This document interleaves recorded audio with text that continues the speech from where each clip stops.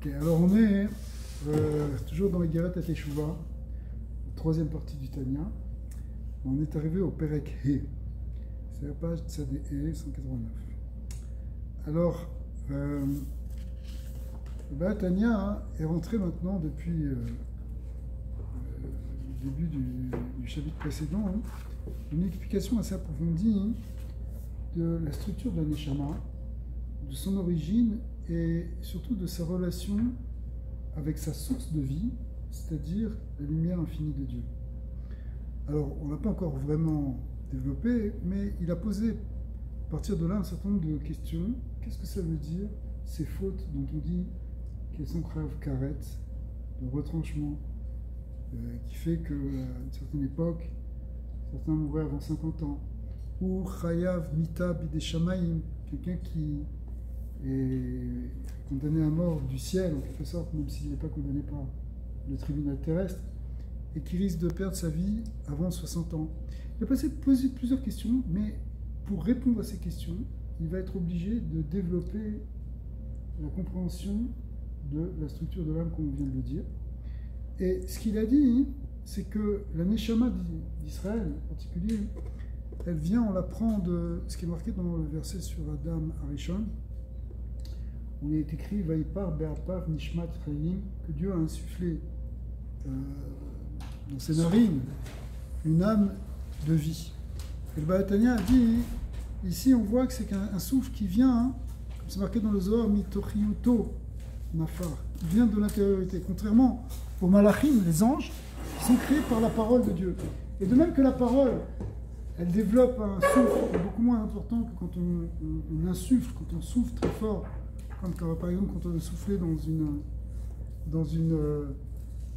les souffleurs de verre, lorsqu'ils forment des verres dans une pâte de verre chaude, ils soufflent très fortement dans un tube. Je ne sais pas si vous avez déjà vu ça, et c'est ça qui va faire gonfler le verre. C'est un peu plus compliqué qu'à gonfler un ballon de baudruche, mais en tout cas, ça fait appel à quelque chose de profond. C'est le souffle de l'intérieur du ventre. Et cette image-là, elle est donnée pour la sortie de la Neshama, comment la Neshama, elle sort en quelque sorte du souffle divin, et donc elle vient de quelque chose de profond. Et de là maintenant qu'on a à la fois posé ces questions sur le karet, qu'est-ce que ça veut dire une âme qui serait retranchée de qui, retranchée de quoi, et qu'on a vu maintenant que l'âme, elle vient de quelque chose de profond, eh bien, Tanya va relier ces deux idées. D'accord? Donc, Perek E. Vine Amshachat ve'yiridat hanefesh ha'eloki le'olam hazeh. On est page Tzadé. Eh bien, la propagation et la descente du nefesh, de l'âme divine, dans ce monde, pour s'habiller, les klabesh bagouf à Adam, pour s'habiller dans le corps d'un homme, nimshicha mi bechinat pnimiut ou mekor adibur, ou evel à Elion, ça vient de quelque chose qui est de la profondeur, qui on pourrait dire presque de la profondeur de Dieu, la profondeur du dibour d'Hachem. Dieu, quand il a créé le monde par sa parole. Ouais. Dieu a créé les anges par sa parole. Mais les âmes, il les a insufflées de ce qui est à l'intérieur même de cette parole, c'est-à-dire du souffle qui normalement anime les paroles, mais quelque chose qui est beaucoup plus profond, qui vient de l'intérieur. Comme on l'a dit. Ouais. Et en fait, il sort ce qu'on appelle un Evel à Elion, un souffle divin suprême. Le mot Evel, il veut dire souffle, il veut dire littéralement une vapeur, une buée, mais c'est de l'air qui est... C'est une image, évidemment, tout ça, puisqu'on l'a dit plusieurs fois, la Torah, elle emploie des termes symboliques, anthropomorphiques, mais en réalité, Hachem, il est au-delà de toute forme. Mais Dibra Torah qu'il shon ben Adam.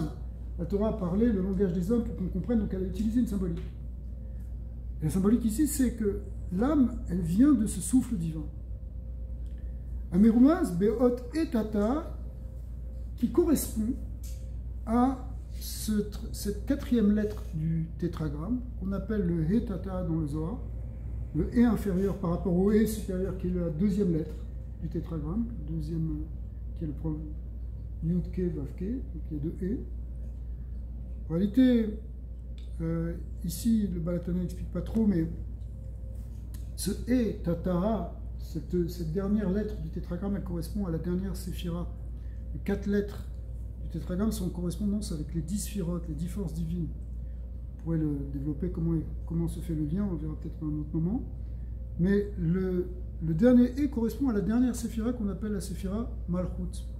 Cette séphira Malchut qu'on a aussi appelée la Shrina. Je ne sais pas si vous vous rappelez, quand le Balatani a expliqué ça, il a dit ça s'appelle la Shrina, ça s'appelle aussi, on appelle ça aussi Knesset Israël. Pourquoi on l'appelle Knesset Israël? Parce qu'elle est la source de toutes les âmes d'Israël. Et effectivement, ce souffle divin, il vient de cette force divine, de cette puissance lumineuse divine qu'on appelle la Sfirat Malchut ou Knesset Israël ou la Shrina, et qu'on appelle aussi la dernière lettre du tétragramme, c'est-à-dire le Etata. Vous voyez, tout ça, c'est plusieurs manières de désigner la même chose. Donc, la Neshama, elle vient de ce souffle, c'est-à-dire elle vient de cette force divine.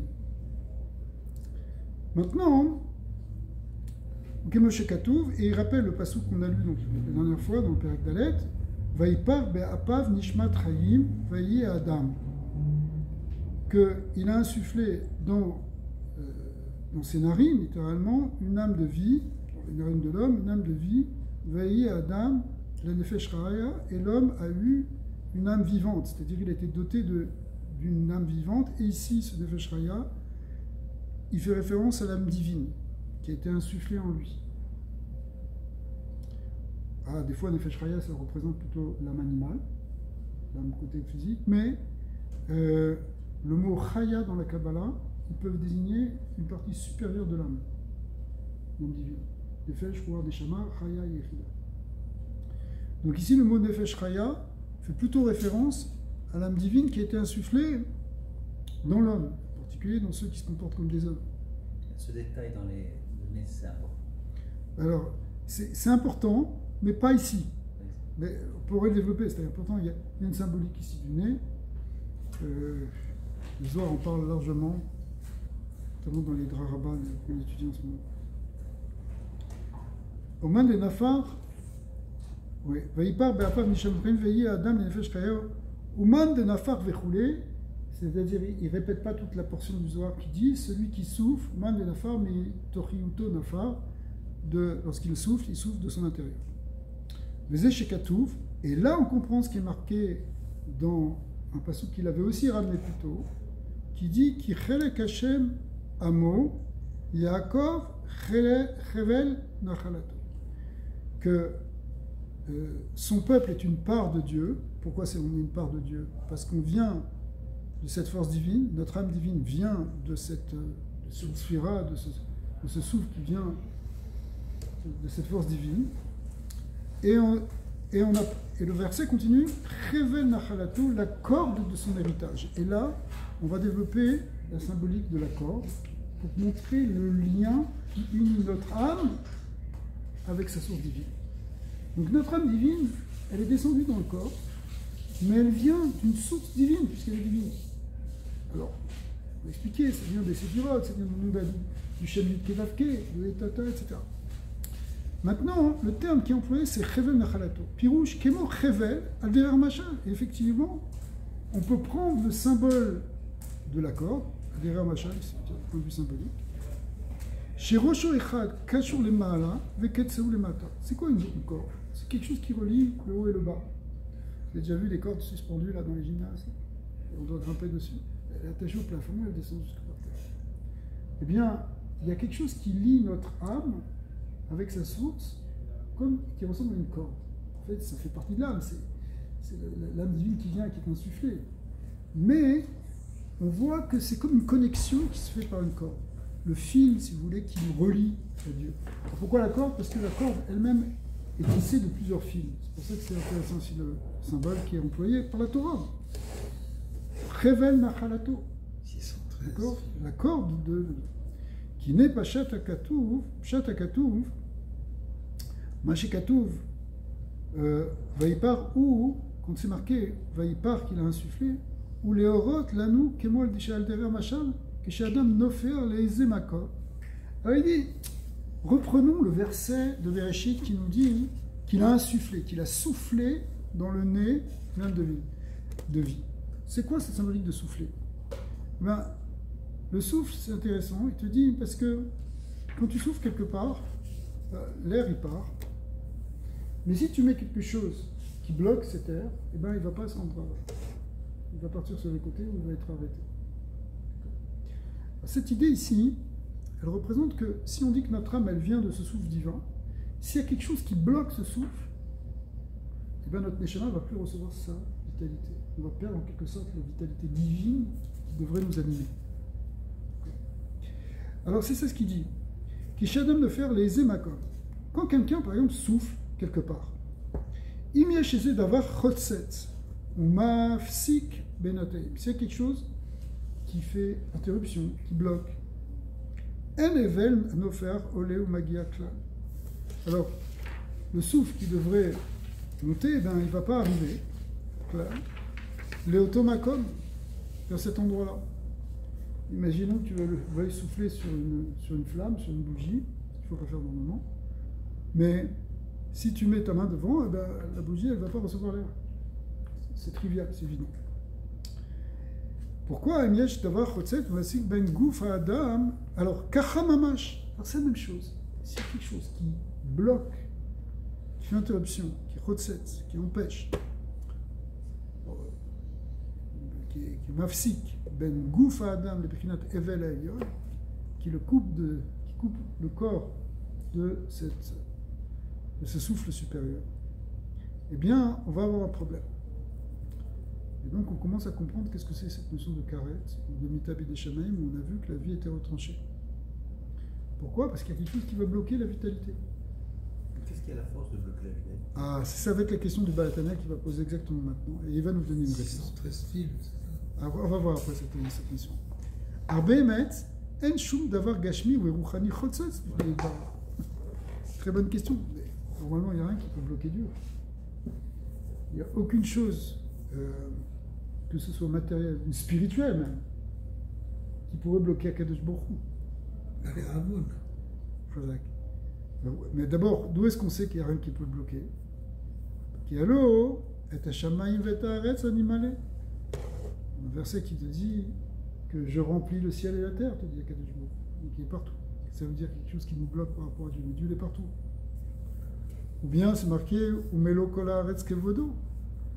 Dieu, sa gloire remplit toute la terre. Donc quand on dit toute la terre, c'est qu'il est absolument partout. Autre expression prise dans le Zohar, Ve'etatar pano imine. Il n'y a pas un lieu où il ne soit pas. Que ce soit Bashamaim Ma'al, Valaretz Mitachat. Que ce soit d'ailleurs dans les domaines célestes et spirituels ou dans les domaines plus matériels, il est absolument partout. En Od, il n'y a rien d'autre que lui. Vehiyu memale kol almin vechule, et aussi il remplit tous les mondes, vesovev kol almin, c'est ça, vechule. Ouais. Et là, Kemoshe Katouf, alors la réponse, qui c'est qui nous a donné la réponse? C'est Yeshayahu. J'ai entendu cette table, quelqu'un qui donnait la réponse. Et là, Kemoshe, donc il n'y a rien qui bloque Hachem. Donc, qu'est-ce qui pourrait bloquer cette lumière de Dieu? Eh bien, c'est marqué Yeshayahu dans le livre d'Isaïe qui im avonotechem ayum avdilin beinechem le bein elokechem. Ce sont vos fautes qui vont vous séparer, qui vont faire une séparation entre vous et votre Dieu. C'est-à-dire, le vrai problème, qu'est-ce qui peut mettre une interruption? C'est la faute. Et là, on peut se demander pourquoi. Si on dit qu'Hachem remplisse toute la terre, la faute, elle ne devrait pas couper non plus. Ouais. Ça, les coiffeurs, ils aiment couper. Mais, les petits fils. Mais ça ne devrait pas. Alors, le principe de la faute, c'est justement, c'est quelque chose qui va nous éloigner. C'est ça l'idée de faute.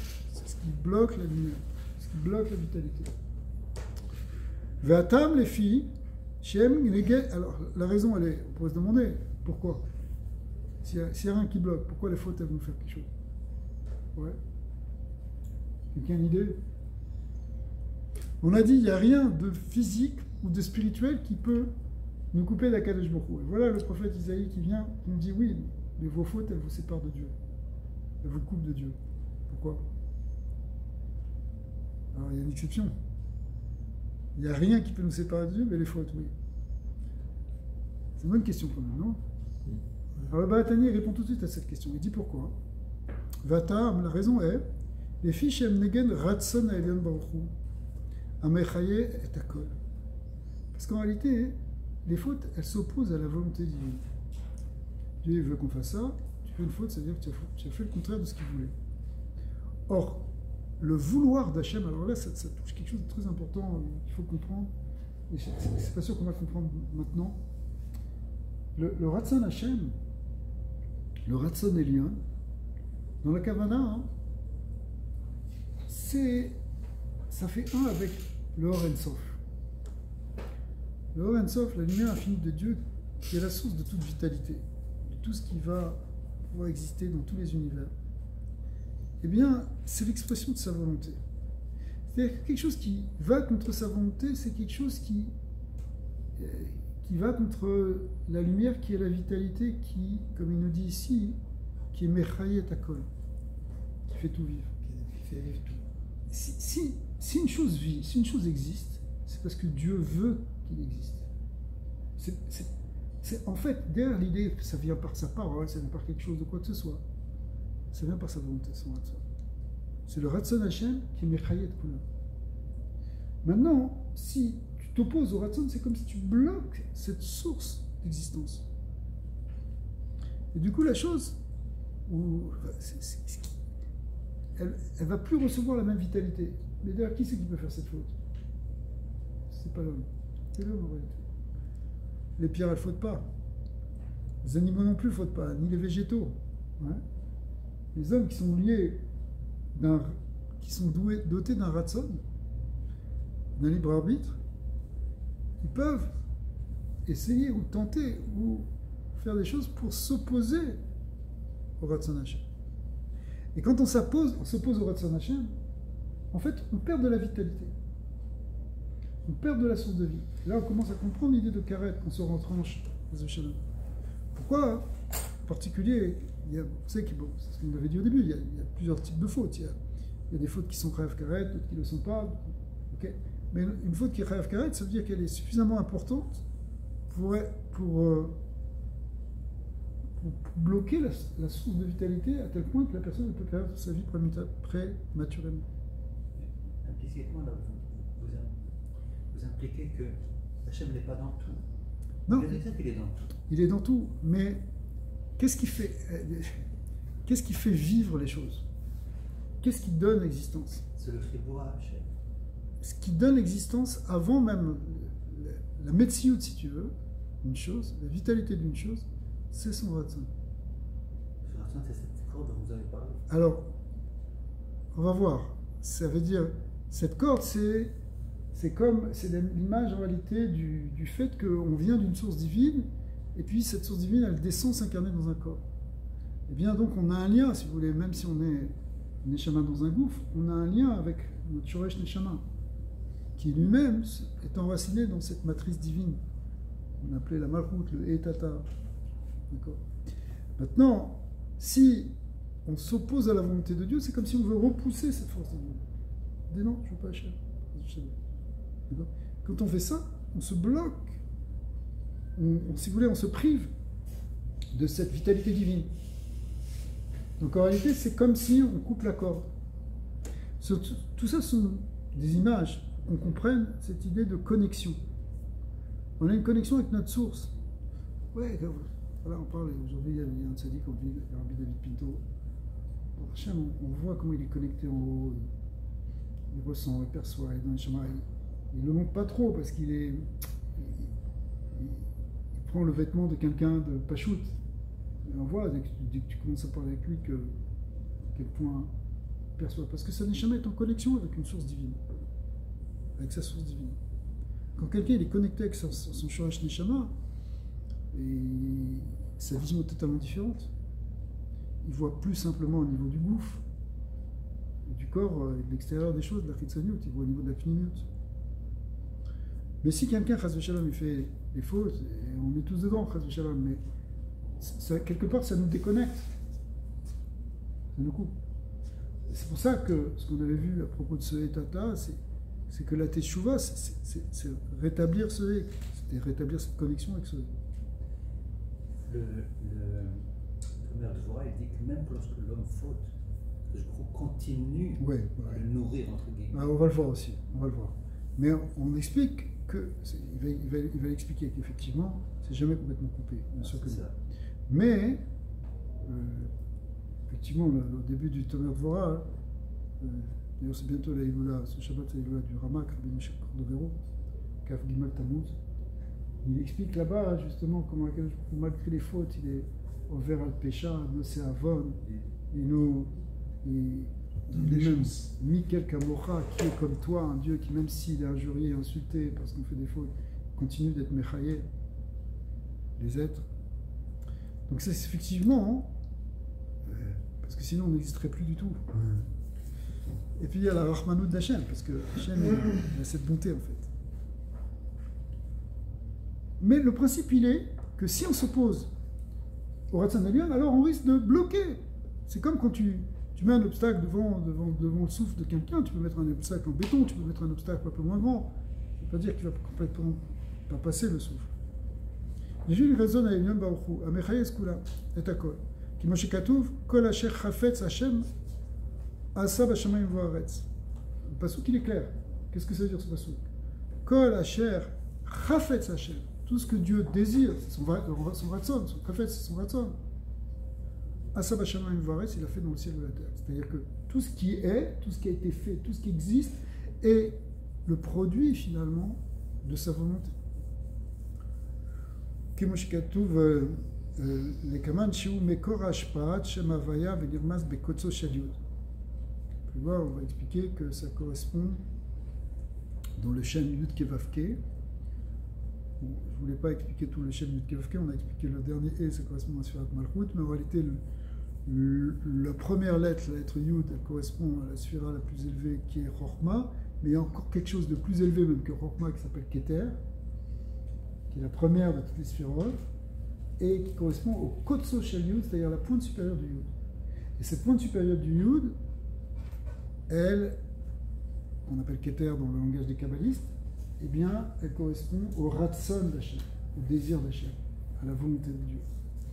Pas tellement de différence ici entre volonté et désir, ça veut dire ce qu'Hachem y veut. Alors, effectivement, on est après la parenthèse, Vezéou Enyan la karet.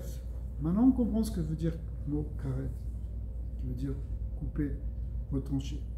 Chez Nichat Venifsak, Chevel Amshacham Mishem Havaya.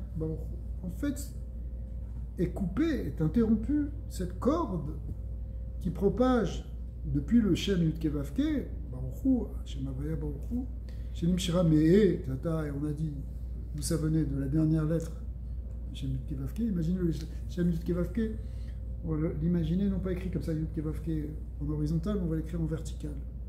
Yud Kevavke. Le niveau le plus élevé, c'est le Yud, et le Kotso Shel Yud, c'est la volonté, mais ça descend dans toutes les lettres, c'est-à-dire dans toutes les forces divines, et puis après, ce dernier E, ça descend après dans les Neshamot. Mais si on bloque le Ratzon, c'est comme si on coupe quelque part la corde qui nous amène ce Shefa. Ou Moshe Katouv, mais Parashat est mort. Parashat est mort ici, ça veut dire V'nicheta nefesh ha'im v'nifnei Hashem. V'lefanai ani Hashem. Cette âme sera retranchée de devant moi, je suis Hashem. C'est-à-dire, Ani Hashem, c'est le Shem Yud Kevavke, eh bien, cette âme sera retranchée parce qu'elle se sera coupée du Shem Yud Kevavke. C'est comme si, Chas v'Shalom, quand on fait une faute de Chayav Karet, on se coupe de la vitalité divine qui vient du Shem Yud Kevavke, on a vu par la dernière lettre. Et ici, le Baal HaTanya explique ce verset, il dit, c'est marqué Milifne Hashem, Milifne Daika. Le mot Milifne veut dire plusieurs choses. Il veut dire devant, il veut dire aussi référence à l'intériorité des choses. Le mot Pnimi. Donc on s'est coupé de cette intériorité, on s'est coupé de cette source divine. Ou Béchar, alors ça c'est les fautes qui sont Chayav Karet, qui sont donc effectivement plus importantes que certaines. Ou Béchar Averot, She'en Baen Karet. Et dans les autres Averot où il n'y a pas de Karet, Al Kolpanim, Em Pogumot Anefesh Kenoda. Malgré tout, une faute, même si elle n'est pas Chayav Karet, elle endommage. Elle endommage le Nefesh. Il y a quelque chose qui ne va pas dans le Nefesh. Quand on fait une faute, ça fait un petit gamme. Quoi, un gamme, un petit ou un grand? Petit défaut. Un défaut. Et c'est quoi ce mot gamme? Gamme, on met la chaîne pegimat asakin. Ça fait référence à un terme qu'on emploie dans la cache-route. Lorsqu'on fait la shrita d'un animal, le sakin, le couteau, il doit être parfaitement lisse. D'ailleurs, le bodek, celui qui est bodek, le sakin, ou le shochet lui-même qui fait sa bdika, il doit passer avec son ongle tout au long de la lame pour voir s'il n'y a pas quelque chose qui accroche, effectivement. Il y a un petit terme, je n'arrive pas à dire en français, mais enfin, une petite encoche, on pourrait dire, même très fine, qu'on appelle dans le langage de la Gemara, on appelle ça une pegima. Pegima, c'est effectivement une petite défectuosité dans le couteau, très bien. Eh bien, ce terme-là qui est employé donc, sur le couteau, on l'utilise aussi pour en parler dans quelque chose dans le nefesh. Ah, la corde, elle n'a peut-être pas été coupée parce que c'est pas Chayav Karet, mais elle a été endommagée. Elle a un gamme qui peut être plus ou moins grand. Volderer machin, bichevel av shazur mitayak chavalim.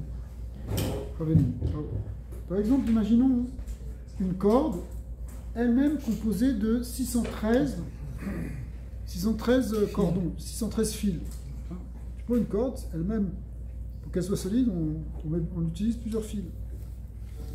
Et même dans un fil de tzitzit, il y a plusieurs fils, n'est-ce pas? Okay. Mais imaginez une corde qui est quand même assez épaisse, puisqu'elle a 613 fils, mais qui sont beaucoup plus fins, évidemment, que la corde.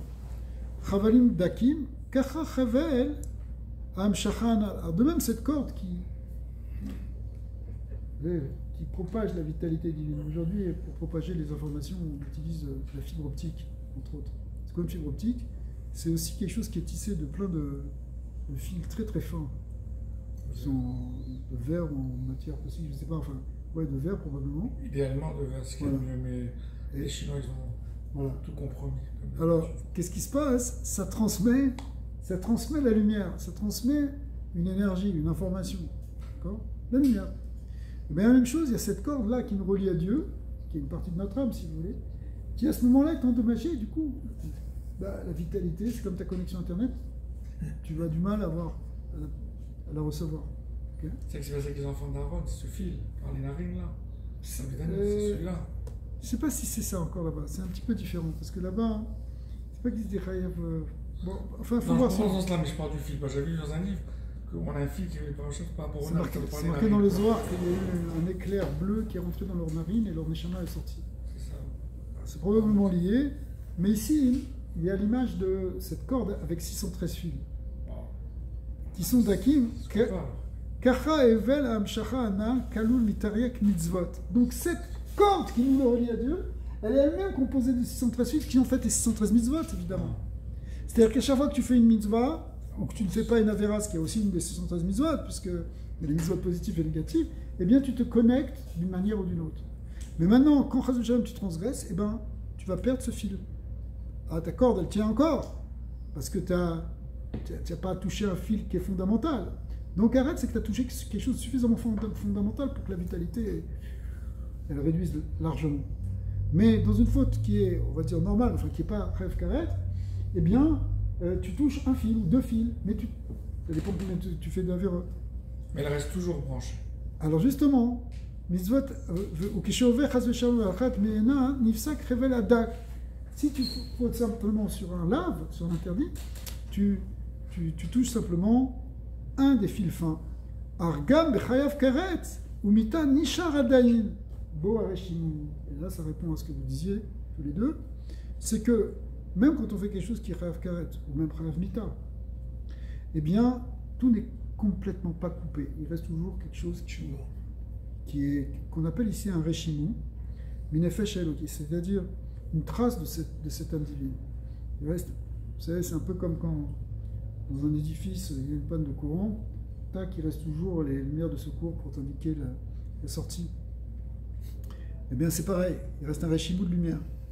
Même si quelqu'un a fait des fautes très très graves, où il s'est complètement éloigné d'Hachem, où il a complètement renié, etc., il est entré dans des rêves carrés, des choses graves, malgré tout, il y a toujours quelque chose, parce que même à Hachem, il a quand même une certaine petite sensibilité, il reste quelque chose de son judaïsme en lui. Est-ce qu'une mitzvah qui m'achèterait peut être un srout qui le revient toujours? Bien sûr, une mitzvah refait une connexion. Il ramène le fil. Mais En tout cas, qui peut ramener certains fils. Puisqu'on a vu que chaque mitzvah est liée avec un des fils qui compose cette grande corde. Donc quand tu fais une mitzvah, bah, tu reconnectes par ce fil. Alors je ne sais pas s'il repasse tout le courant, mais il repasse quelque chose. mais foncièrement. C'est pour ça d'ailleurs que le rabbi, il a insisté sur ces campagnes de faire des mitzvot. Parce que même quelqu'un qui fait rien, disons qu'il n'a même pas conscience vraiment de ce que ça veut dire qu'il est juif, il sait qu'il est juif, et pour lui c'est comme être américain. C'est comme être américain, comme être un breton, ce que tu veux. Okay, c'est une culture, ok, il sait que sa grand-mère elle faisait du gefilte fish, et il a gardé quelques trucs ou pas, ou en tout cas il sait tout simplement, oui, bah, écoute, il y a des gens, ils viennent du Québec, d'autres qui viennent de Corse, voilà. Donc il sait ça, qu'il est juif. Maintenant, donc il fait rien. Il fait aucune fête, il fait. Alors, à quoi ça sert maintenant d'aller lui mettre les tefilines dans la rue? Parce que, ok, il a fait les tefilines dans la rue parce qu'il a rencontré un Chabad, et après, qu'est-ce qui se passe? Le gars, il va continuer sa vie, il va continuer, peut-être marier avec une non-juive, etc. Qu'est-ce que tu lui as apporté? Est-ce que c'est pas une perte de temps d'envoyer des Bachorim faire ça? Alors non, parce que chaque fois que tu fais une mitzvah, tu crées une connexion. Et cette connexion, elle ramène de la vitalité dans l'âme divine. L'âme divine qui était complètement asséchée, quasiment inexistante, eh bien, elle reprend un petit souffle de vie. Et à partir de ce petit souffle de vie, ça peut entraîner une deuxième mitzvah, une troisième mitzvah, et tout d'un coup, ça peut faire tuer. Et en particulier d'ailleurs, avec la mitzvah des tefilines, parce que le rabbi a lancé 10 mifsaïm, mais qui sont toutes des mitzvot fondamentales, qui permettent cette connexion, comme la mitzvah de mezouza, la mitzvah qui est très importante, la mitzvah de mezouza, la mitzvah de tzedaka, la mitzvah de kashrut, la mitzvah de tarat mishpacha, toutes ces mitzvot qui sont, en réalité, elles permettent de rétablir une connexion, et à partir de cette connexion, d'un coup, il y a un éveil. Parce qu'en fait, étant donné que cette vitalité, elle vient de la volonté d'Hachem, du désir d'Hachem, ça peut éveiller aussi notre propre désir de se rapprocher de cette source. Et du coup, même si quelqu'un, il est bécaret, même s'il n'a pas choisi, c'est parce qu'il est né dedans, il était complètement déconnecté. Donc d'une certaine manière, il était dans un retranchement, on pourrait dire, vis-à-vis d'Hachem. Eh bien, le fait qu'il fasse une mitzvah, paf, ça peut reconnecter, et mitzvah goret mitzvah, ça va entraîner encore, éventuellement, d'autres connexions. Ouais, jusqu'à ce que la personne a fait tchouva. Et c'est ça le secret de tchouva, dont on est en train de parler, dans les guerres de tchouva. Oui. Donc si à un certain moment, si tes mitzvot dépassent assez tes avérotes, même dans le cas de tzadikim, est-ce que leur corde elle a plus de fil, elle est plus forte? Elle est plus forte. Mais attention, cette corde, les fils qui la composent ne sont pas tous égaux. Il y en a qui sont plus larges, d'autres qui sont plus étroits. La preuve, c'est qu'il y a des choses qui sont des avérotes, qui sont considérées comme chayav karet, c'est-à-dire que même si c'est une des 613 mitzvahs, elle est suffisamment importante pour bouleverser l'édifice. D'accord? Parce que c'est un peu comme quand je sais pas, quand tu sais, quand tu tiens un poids sous un corps, si tu coupes certains fils, bon, ça peut tenir encore, mais attention, celui-là ne le coupe pas, parce que tout va craquer. D'accord? Donc c'est pour ça qu'il y a des mitzvot qui sont, c'est pas qu'elles sont moins importantes, toutes les mitzvot sont importantes, mais le dégât, le gamme va être moins grand que d'autres. Hein, quand c'est Rav Mita ou Rav Karet, ben c'est un gamme plus grand dans l'âme divine, à tel point qu'elle peut perdre sa vitalité. Alors, on voit, c'est jamais complètement perdu, il reste toujours un réchimou, il reste toujours quelque chose à partir duquel on peut reconstruire. Et Ouais. vous avez dit quoi, les autres films, ça correspond encore au carré, cela? Elle peut contrecarrer? Non. Hein. C'est intéressant dans une mitzvah de Tfilin parce que On le voit bien même dans la forme des tefilin, si vous voulez. On le voit comme un élément de connexion qu'on met au-dessus de notre tête, ou au-dessus de notre bras, mais au-dessus de notre tête, comme si on voulait se connecter avec quelque chose de supérieur. C'est comme si les tefilin eux-mêmes, ils représentent ce qui va nous attacher, en fait, cette corde qui nous attache avec quelque chose de supérieur. Voilà. C'est intéressant, même dans les lanières, après qui pendent, ça représente aussi cette amshacha, cette descente. Il y a des kavanotes dans la Kabbalah, sur les lanières elles-mêmes, qui représentent que la lumière, elle descend justement, pour propager. Elle commence par le cerveau, qu'est-ce qui est au-dessus de la tête, puis après ça descend dans le nœud. Il y a cette idée justement, c'est comme si cette mitzvah, par excellence, elle représente elle-même la connexion. D'ailleurs, elle est appelée un hot, un signe, comme Shabbat ou comme la Brit Mila. Mais c'est quoi l'idée de hot? C'est justement un lieu de connexion. C'est pourquoi on marque sur les tombes, on appelle ça un tziyun. Le tziyun du tzaddik, etc. Qu'est-ce que c'est un tziyun? Ça vient du fait de marquer un signe. Parce que tu es dans la campagne, il y a des tombes, tu vois rien, et il y a des pierres. Alors qu'est-ce qu'on fait? On fait un signe distinctif pour savoir que telle personne-là est enterrée, et éventuellement même, pour ne pas passer dessus si on ne veut pas se rendre impur. À l'époque, on faisait attention à ces choses-là, donc on faisait des signes. L'idée de signe, elle permet, si vous voulez, de repérer et de connecter avec quelque chose. Ah, ça c'est ça. Donc je vais aller voir l'autre tzaddik là. Le fait qu'on a un signe sur la tête, c'est comme si on connecte avec Kadosh Baruch Hu. C'est un signe de connexion, de repérage. Donc, les tefilin, par exemple, c'est intéressant parce que il y en a d'autres aussi. Les bougies de Shabbat, les Shabbat aussi, c'est aussi une connexion, c'est aussi un signe, c'est un hot il, Léolam. D'accord, c'est un hot, quelque chose qui nous connecte. La mezouza aussi, c'est quelque chose qui nous connecte dans la maison, qui connecte notre maison avec Hachem. La cacheroute aussi, c'est très important parce que. Ouais, bien sûr, c'est Tarat HaMishpacha.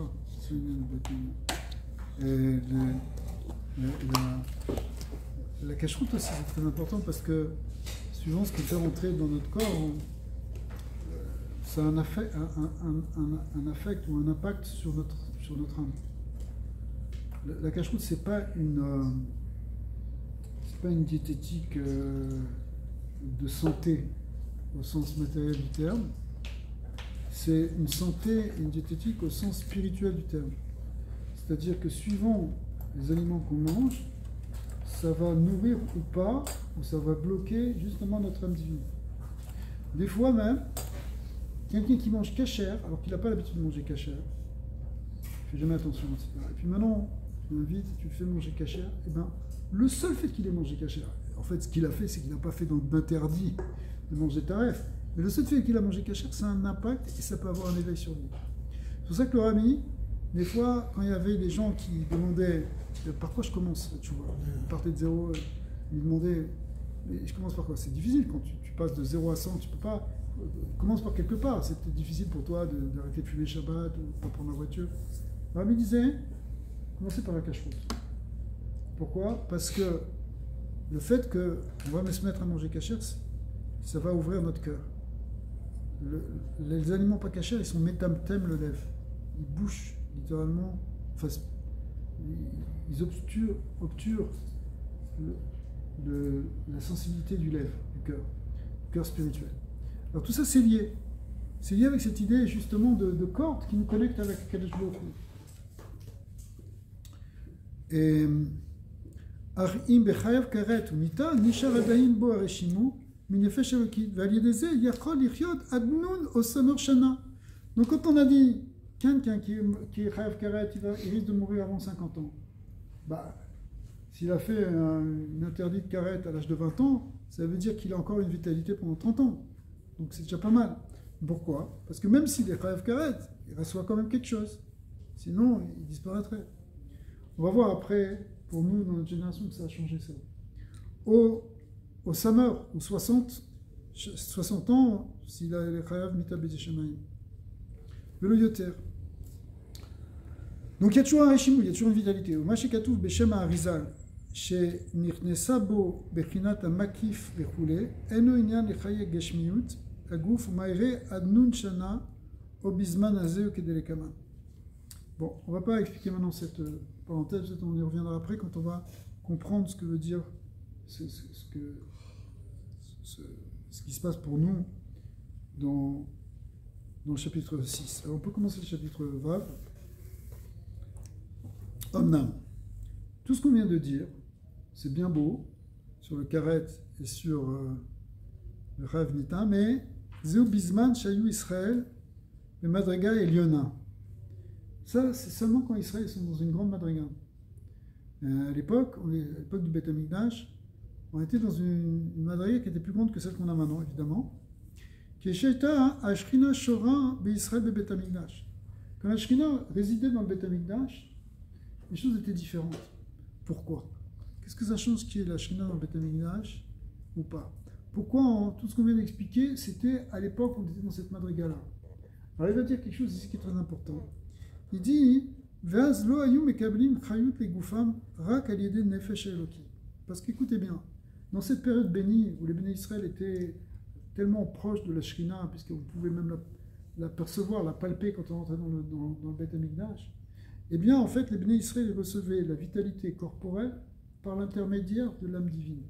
C'est-à-dire, ils puisaient leur vitalité, qui faisait vivre leur corps, même s'ils mangeaient un petit peu, mais même quand ils mangeaient, ils se nourrissaient des étincelles de Gdusha qui étaient dedans, à tel point que, en réalité, la vitalité physique, elle venait d'abord par le biais de la vitalité spirituelle. Donc, Rak al yedei nefesh eloki levada, c'est l'âme divine qui permettait de nourrir le corps. Mais Bechinat pimiyut hashefa shemashpia en sof baruch hu. On a dit effectivement, lorsque ce souffle divin il sortait, c'est lui qui donnait la vitalité. Mais donc ça veut dire que tu reçois ta vitalité du souffle divin directement. Mais ça, c'est pas tout le temps. À cette époque-là, on recevait à l'idée Shemashpia en sof baruch hu à l'idée Shem Havaya baruch hu Kenar. On a dit c'est ce Shem Yud Kevavke qui était ce qui permettait de propager cette lumière divine qui descendait juste depuis le dernier du tétragramme jusqu'à nourrir l'âme. Et cette âme après, qui s'incarne dans le corps, elle donnait de la chayut au gouffre. Mais ça, c'est quand on est dans cette madriga où on peut se connecter à ce point, parce qu'il y a un gilouï de la shrina comme ça.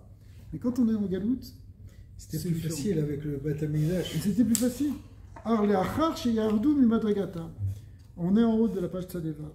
Lorsque, ensuite, ils sont descendus de leur niveau, Vegarmou memaaseyem sod galut hashekhinah, que les Bnei Israël, à cause de leurs actions, ils ont provoqué le secret de Galut HaShekhinah. On parle beaucoup de Galut HaShekhinah pendant les 3 semaines. Actuellement, on pleure sur la destruction du Beth Amikdash, où en fait, on pleure sur le Galut HaShekhinah. La Shekhinah, elle n'est plus dans le Beth Amikdash, elle est éparpillée maintenant dans le monde avec les communautés d'Israël, mais en Galut. C'est Galut HaShekhinah qui est Moshe Katuv, Peshaïchem, Shulcha, Imachem, avec vos fautes, elle a été envoyée avec vous. La Shekhinah a été envoyée avec vous par vos fautes. Elle est partie en galoute. D'ailleurs, chez Yarda, alors qu'est-ce que ça veut dire à un niveau plus spirituel? Chez Yarda, Ashpat, Bechinat et Tatana, c'est ce degré-là du dernier et du tétragramme dont on a dit qu'il était la source des Neshamot et que c'était par lui que passait la Chayut, qui voulait nourrir les Neshamot et ensuite même cette Neshama qui descend jusque dans le corps. Eh bien, ce niveau du Etata, qui est la Shrina, on a dit, c'est pas la Malchut, c'est pas la Shrina, c'est pas le Knesset Israël, tout c'est la même chose.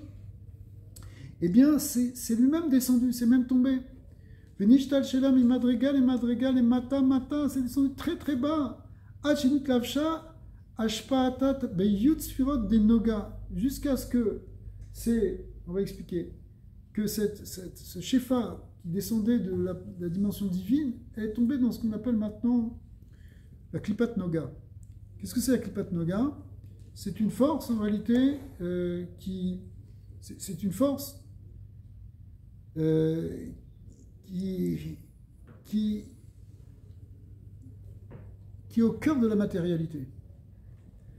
Le Gashmi, la force physique, il correspond, si vous voulez, c'est comme si ce qui donne la vitalité au Gashmi directement, c'est cette Klipat Noga. Pourquoi? Parce que, normalement, choses physiques, elles sont tellement contractées par rapport à la lumière de Dieu, que la lumière divine, elle est cachée dedans. C'est pour ça qu'on parle ici de Klippa. Pourquoi? Parce que la lumière est cachée dedans. D'accord? Elle est cachée et elle est voilée. Alors, la force de la lumière divine, lorsqu'elle descend dans cette Klippat Noga, fait qu'on ne voit plus la Shrina, ce qu'on appelle la Gelut Shrina. Normalement, la Shrina devrait être dans son faste, on devrait voir des miracles extraordinaires. Comme dans le Beth Amikdash, dans le premier Beth Amikdash, il y avait Sarah, Nissim, Birkol Yom. Tout était miraculeux. Ouais. Il y avait... Vous voyez dire Rabbi David Pinto, il a dit, c'est quand ce matin, il a dit, il y a tellement de miracles que, un des miracles qui est mentionné dans la Gemara, c'est que il n'y avait même pas une mouche dans le Beth Amikdash. Alors normalement, il y avait de la viande qui traîne un peu. Il peut y avoir tout de suite des insectes. Et bien là, il n'y en avait pas. Il y avait des guilouis, il y avait un guiloui, il y avait le feu qui sera animé chaque matin. Il y avait des nissim incroyables. Mais ça, c'est parce que la Shrina était là. Mais maintenant, voilà la Shrina à Montréal. Voilà la Shrina à Paris. Elle est en galoute. Elle est un petit peu elle est un petit peu dans une synagogue. Dans le Beth Hazoar, il y a un petit peu de Shrina. Elle est un peu dans votre maison. Lorsque vous faites votre maison, elle est basée sur la Kedusha. Vous faites Kiddush, vous faites Seder Pessah, la Shrina vous l'invitez. Ouais. C'est pour ça que c'est pour ça qu'à une époque, les Chachamim disaient qu'il ne faut pas mettre d'Avodazara dans la maison. Par exemple, la télévision. Pourquoi hein? Parce que c'est comme si tu veux... Ta maison, c'est comme un hôtel. Ouais. C'est comme un sanctuaire. Donc, il ne faut pas... De même que dans le Beth Amikdash, il ne fallait pas rentrer un Pessel, une statue, il ne faut pas qu'on rentre non plus des choses impures dedans. Ouais. Pourquoi? Pour que la Shrina soit là. Parce que elle est en galoute. Elle n'est pas dans sa maison. Il faut qu'elle trouve quelque part où se poser. Ouais. Alors, elle est prise maintenant dans des choses matérielles. C'est comme si le miracle, on ne peut pas le voir. Il est comme si il est obscurci. C'est comme si la présence de Dieu, elle est recroquevillée dans un petit coin du monde matériel. C'est ça de dire qu'elle est descendue très très bas dans les Yud Sfirot des Noga. C'est un terme kabbalistique pour dire que elle est voilée par un écran. Dieu est en galoute. Ça paraît idiot comme idée au départ. Parce que Hachem il est infini, donc ça veut dire quoi? Il est en galoute. Il ne peut pas être en galoute puisqu'il est partout, etc. Oui, mais sa révélation, elle est en exil. Exactement. Hachem il est Betsara avec nous. Et nous, quand on fait Tikkun Chatzot, c'est bon de faire Tikkun Chatzot en ce moment. Chatzot, c'est à 1h du matin ici. Ou à 1h de l'après-midi aussi, on fait Tikkun Rachel. Pourquoi? Parce que c'est un moment où on peut pleurer ou demander à Hachem qui sorte la Shrina de Galout. En même temps, faire sortir la Shrina, ça veut dire faire sortir les Neshamot d'Israël qui sont en exil. Ouais. Alors, Hachinitlavsha Ashpat Beyut Sfirot Denoga Amashpiot Shefa Vechayot Alidei Amazalot Vekol Tseva Shamaim Vesarim Shealeyem Vekol Chai Gashmi Shbolam Hazeh. Le Zohar et le Arizal, ils expliquent qu'en réalité, maintenant, cette force divine, elle tombe dans cet exil de ce qu'on appelle la Klippat Noga, qui est la source du monde matériel, et après, elle descend dans ce qu'on appelle les Aïn Tsarim, les 70 princes tutélaires des nations, et après, ça descend c'est-à-dire dans les Mazalot, et après dans les Sarim, j'ai oublié l'étape des Mazalot, c'est-à-dire des constellations, et des Sarim, et donc, au lieu qu'on reçoive directement par la Shrina, on reçoit par un système d'itlavshut, d'habillement dans des choses très extérieures, pour que ça vienne à nous. D'accord? Par exemple, normalement, on devrait recevoir notre Shefa directement d'Akadosh Baruch Hu. C'est pas complètement exclu. Ouais. On peut avoir aussi prié vraiment Hachem, et ça vient. Mais théoriquement, ça passe par le système extérieur. Au lieu qu'on a la connexion directe, il faut passer maintenant par des relais extérieurs qui sont tout le monde Gashmi, c'est-à-dire les Mazalot. Les Mazalot, ça représente tout ce qui va permettre de faire descendre ce Shefa. Les Sarim, c'est-à-dire des anges. Un système d'anges jusqu'à ce qu'on arrive à des choses Gashmi. Alors, vous voyez, pourquoi il va nous amener dans tout ça? Il va nous amener que tout ce système de karet, il va être complètement faussé là maintenant. Parce que nous tout à l'heure, on avait dit, qu'est-ce que c'est karet? C'est quand tu as coupé ce lien direct avec Hachem. Mais là, de toute manière, ça passe par autre chose. Donc quelqu'un, il peut faire peut-être des milliers d'avérotes ou des chayav karet, et il va pas mourir parce qu'en réalité, ça passe pas par là. Ça passe pas au contraire par même la sitra achara. Par exemple, quand quelqu'un il gagne sa vie, par exemple, en faisant des avérotes, par le gezel, par d'autres choses, okay, eh bien, il reçoit la vitalité divine, elle ne vient pas directement, elle passe par les forces humaines. Ouais. Donc, c'est pour ça que, à ce moment-là, c'est pour ça que tu peux dire, bah oui, mais ce gars-là, c'est un rachet gamou, c'est le chef de la mafia, et pourtant, il est pas rêve, il a 70 ans, c'est le parrain, qu'est-ce qu'on va faire? Donc, en réalité, c'est pas vrai, parce qu'il s'est fait descendre avant, mais pourquoi? Mais normalement, il aurait dû être tranché. Mais pas parce que ça marche plus, ce système de retranchement. Ça marche que quand on est dans la Gdusha, que quand on est, justement, quand la Shekhinah est révélée, quand on voit, on peut établir cette connexion directe. Mais si la Shekhinah est en galoute et que ça passe par quelque chose qui est complètement chitzoni, eh bien, il y a plus de système qui fonctionne. Donc, c'est ce qu'il explique. וגם לכל הצומח כמאמר חז"ל, אין לך כל עשב ממטה שאין לו מזל, parce que tous ces systèmes de mazal, c'est normalement ce par quoi finalement tout le monde matériel reçoit sa vitalité. Par exemple, la Gemara, elle dit qu'il n'y a pas un brin d'herbe qui pousse sans qu'il y ait un ange qui lui dit pousse. C'est-à-dire quoi? Un ange qui lui fait une tape dessus qui dit allez, vas-y, grandis. C'est une image. C'est-à-dire quoi? Ça veut dire qu'il y a quelque chose dans la création qui fait pousser cette herbe. On appelle ici un ange. Mais dans l'âme divine, normalement, ça ne passe pas par les anges, ça ne passe pas par les sarines, pas par les mazalotes. Ça, on laisse ça aux idolâtres. Les idolâtres, ça passe par les mazalotes. Justement, ils disent, tiens, voilà, cette planète-là, elle est source de l'abondance, alors je vais lui faire un petit korban. Ouais, pour attirer ce shefa qui passe par cette planète.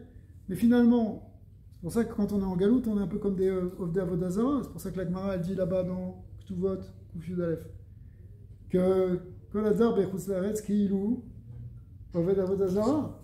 C'est comme si on était Oved Azara. Pourquoi? Parce qu'on reçoit nous aussi on reçoit par les mazalot. Mais si on était en Eretz Israël avec le Beth Amikdash, on recevrait directement par la Shekhinah, par Dieu lui-même. C'est une des vraies choses qu'on cherche à retrouver, en réalité, en sortant de la galoute.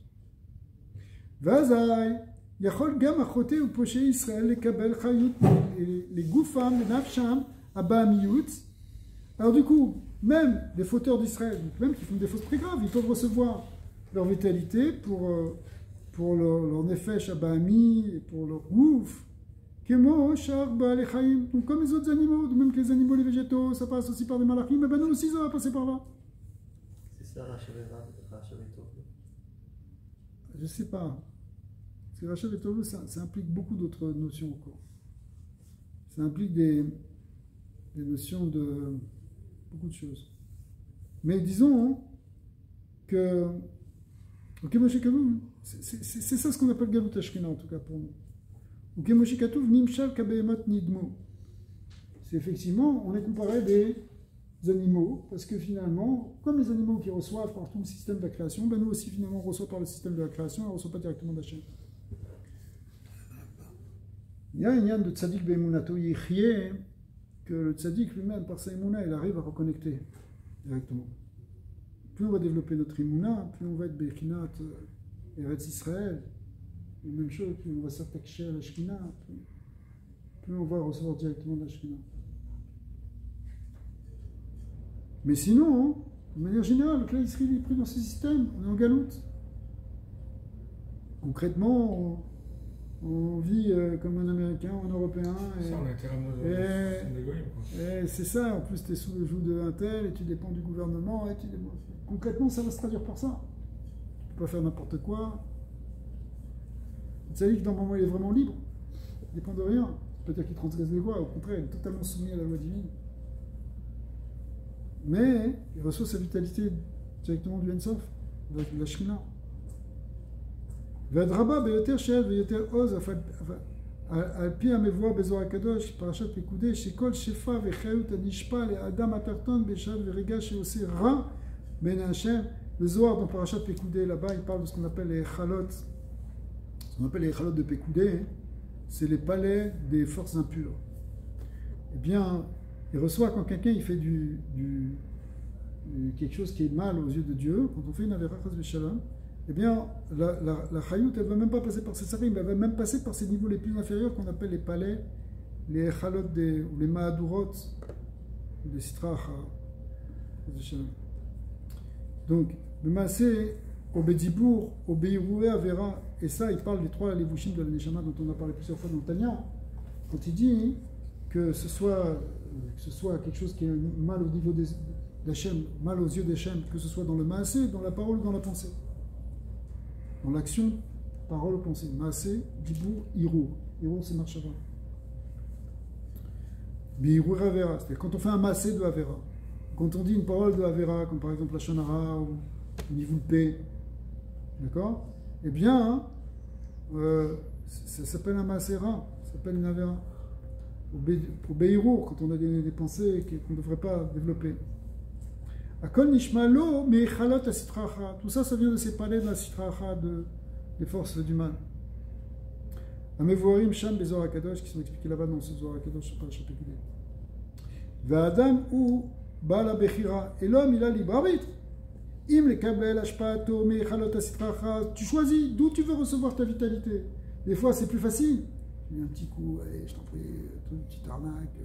Ok, les pauvres, mais on s'en fout. D'accord? Un petit 40 000, 50 000 qui va me tomber facile. Ok, très bien. D'où il est passé? Par les echalot de la sitracha. Tu vas leur devoir quelque chose. C'est comme la mafia. Tu te prêtes, mais après, il faut rembourser. Intérêt. Avec des intérêts. Machou. Alors, oh, mais Chalot de Gdusha, ou bien tu peux recevoir des palais de Gdusha. Moi, je veux recevoir de la Shrina, je veux que ça descende de plus. Palais de Gdusha, même si on exile, je t'en prie, c'est par là que je veux recevoir. Donc, tu vois le tzadi qui ne bouge pas de la qui est prêt à faire mes sauts de nefesh, il rien qu'à Kadosh Bourou, rien qui prie, il a besoin, il va faire avec Bodedou, il reçoit le tzadi. Ok? Il reçoit des Chalot de Gdusha. Ah, mais le pauvre, t'as l'impression que c'est un misken, il a, alors que moi, en faisant une petite avéra, il gagnait, non. Non. Il faut se méfier de ça. Parce que recevoir de la sitracha, c'est pas bon. Parce qu'après, tu vas le redonner, tu vas le repayer. Et comme on a eu avec des intérêts. C'est pour ça qu'on va voir. Hein, on n'est pas dans un truc déprimant de nous ça pour nous casser, là. En fait, il est en train de nous préparer les clés de la Teshuvah. Pour ça, il faut comprendre comment ça fonctionne. Donc, tu choisis, on a la Bechira, entre recevoir des Chalot de Sitracha ou des Chalot Akdusha, chez même Nishpot, Kol, Marshavot, Tovot, Vekedushot. C'est de là-bas qu'elles viennent les bonnes pensées, les bonnes paroles, les bonnes actions. Tu fais une belle mitzvah, c'est parce que tu as reçu ta Chayout du côté de l'Akdusha. Qui zéoulé moedze, Asa Elokim. Parce qu'il y a l'un en face de l'autre, c'est le côté de l'Akdusha ou le côté Chas v'Shalom. Alors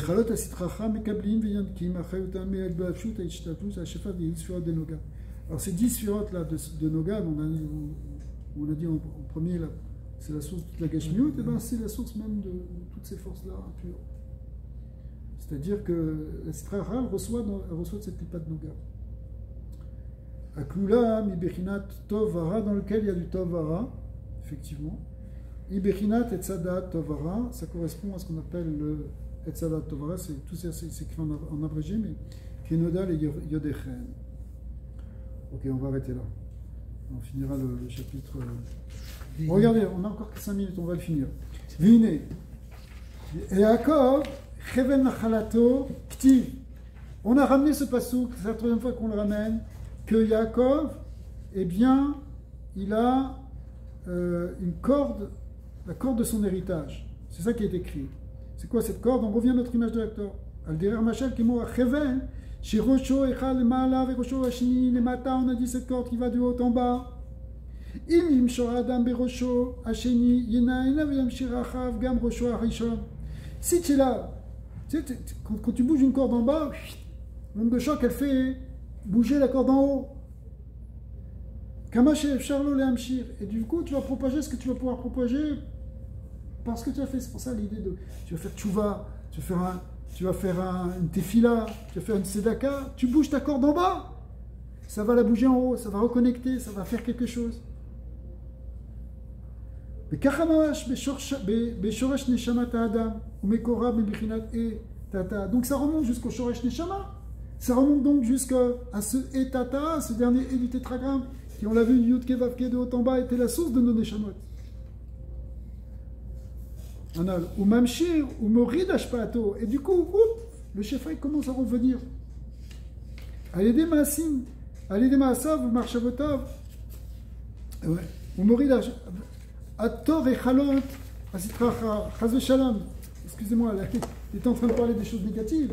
Si on fait une avéra ou une mauvaise pensée ou une mauvaise parole, eh bien cette corde aussi, elle va animer là-bas et elle va faire descendre cette vitalité dans les forces de l'autre côté. Parce que toi, ta neshama, elle est kedosha, elle s'attache à sa source, elle veut s'attacher à sa source, mais si tu fais une avéra, tu détournes le shefa. Et c'est par là-bas qu'il va passer. Shimisha Mekabel Marchevotav Maasaf. Parce que pourquoi? Parce que tu as une mauvaise pensée maintenant ou une mauvaise parole. C'est venu de ces forces, de ces palais impurs. Ou Mipne Shehu Hu Amamshir Lahem Ashpa. Étant donné que c'est lui qui va propager ce shefa, la reine ou notel Chelek Berosho Vedal. Du coup, c'est lui qui va le prendre en premier. Vezeu Shamar Chazan En Beyadenu Lo Mishlot Areshaim Vechoulé. En vérité, normalement, on ne voudrait rien avoir à faire avec les Reshaim. Beyanu Davka, c'est marqué Beyanenu, on n'a rien de nos mains, Kelomar Bisman Agalut, Cha Chorban. Seule chose qu'on risque de faire, c'est de retrouver dans le même système. Vezeu Bechinat Galut Ashina, c'est ça, Galut Ashina, qui vient les Ashpia, Beyechalot Asitracha, Asher, Sona Nafsho, Yilba. Pourquoi? Parce qu'à ce moment-là, ça risque de passer par ces palais de la Sitracha que Kadosh Baruch Hu déteste. Que chez Adam, c'est tchouva, nechona, mais si quelqu'un il fait la bonne tchouva. Azay, mais salek mehem hashpa le amshir, memaasav, marshavotav. Du coup, il enlève ces sources d'impureté de ses pensées et de ses paroles. Qui betchouvato, marzir hashpat ashchina limkoma. D'une certaine manière, il recorrige les choses, il ramène la corde à sa place, il ramène le circuit depuis la shrina. Vezeu tashuv et tata, ce qu'on avait dit au nom du Zohar, que c'est quoi la tchouva tata? C'est la tchouva, le premier mot de tchouva, c'est tashuv et tata, c'est le premier et qu'il faut rétablir. Le bechinat galout, sortir du galout, sortir la shrina de ce galout, puisqu'elle passait par les forces de la sitracha zvishalam, par nos avérotes, maintenant par la tchouva, on l'a rétabli à sa place. Ki Moshe Katuv, Veshav Hashem Elokecha, Et Shevutecha, Kelomar Im Shevutecha. Dieu va revenir avec ceux qui reviennent. C'est pas qu'il va ramener, c'est qu'il va revenir lui-même. C'est comme si tu as ramené Hachem à sa place, tu l'as sorti de sa galoute. Bon, Amen.